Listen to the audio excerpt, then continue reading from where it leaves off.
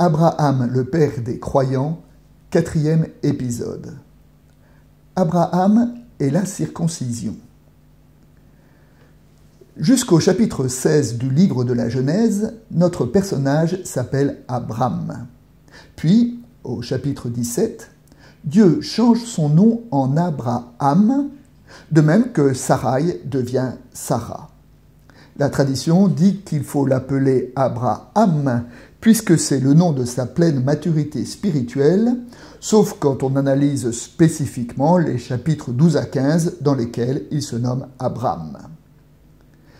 Nous avons vu dans l'émission précédente que le changement de nom était lié à la promesse d'une fécondité lorsque Dieu appelle Abram à sortir de sa tente pour contempler les étoiles et qu'il lui annonce que sa descendance sera aussi nombreuse que les astres au firmament.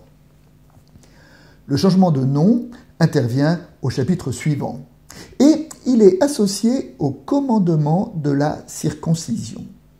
Dieu dit à Abraham : « Je fais alliance avec toi et avec les tiens, tu auras une terre et une descendance, mais tu porteras dans ta chair le signe de cette alliance. » L'opération de la circoncision est une ablation sur le membre de la reproduction.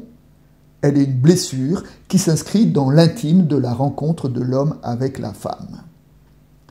Après la circoncision, Abraham porte sur son épouse un autre regard. Elle change à son tour de nom. De Sarai, elle devient Sarah. Son nom perd une lettre, la lettre Yod, qui est en hébreu une marque du masculin, et il gagne une lettre, la lettre He, qui est le suffixe du féminin. Sarah accède à sa pleine féminité et alors le couple devient fécond. Reprenons l'enchaînement du chapitre 17 du livre de la Genèse.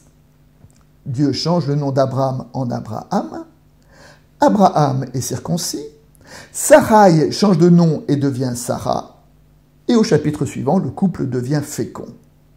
Nous pouvons entendre cet enchaînement de la façon suivante. Parce qu'Abraham a reçu une nouvelle identité, il accepte de ne plus être le propriétaire ni le maître de sa sexualité.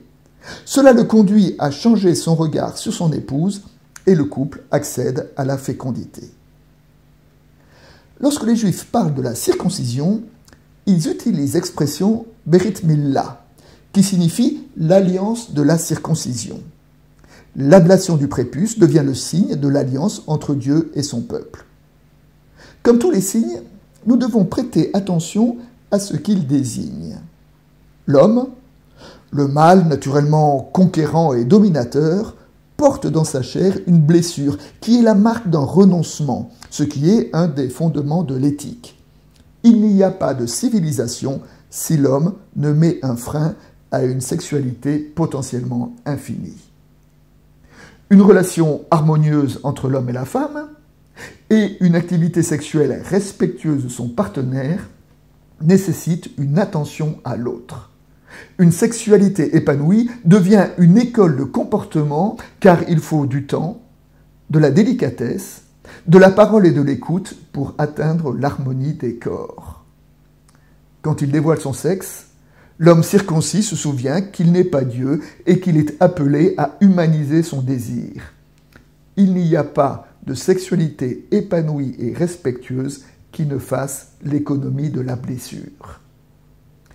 Les commentaires bibliques insistent sur le fait que l'homme est appelé à poursuivre l'œuvre de création de Dieu, et pour cela, la Bible présente deux modèles. Le premier est celui de la tour de Babel, dans laquelle l'homme développe sa toute-puissance technicienne pour construire une tour qui le débarrasse de Dieu. Et ce n'est pas un hasard si la tour est aussi un symbole phallique. Le second modèle est celui de la circoncision, dans lequel l'homme doit apprendre que son humanité trouvera son plein épanouissement, non dans la quête infinie de son désir de jouissance, mais en amputant sa toute-puissance pour laisser une place à l'autre dans son histoire.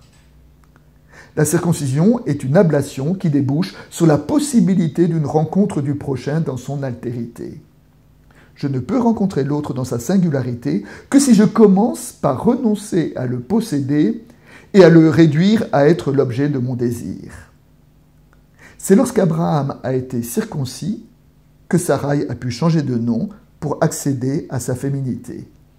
En changeant son registre de relations, le couple est devenu fertile. Le premier verset du chapitre 17 précise qu'Abraham a 99 ans lorsqu'il est circoncis.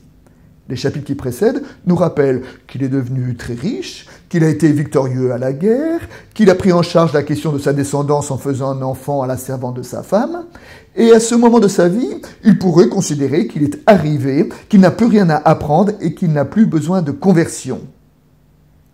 Il doit pourtant encore s'amputer pour accéder à une identité nouvelle.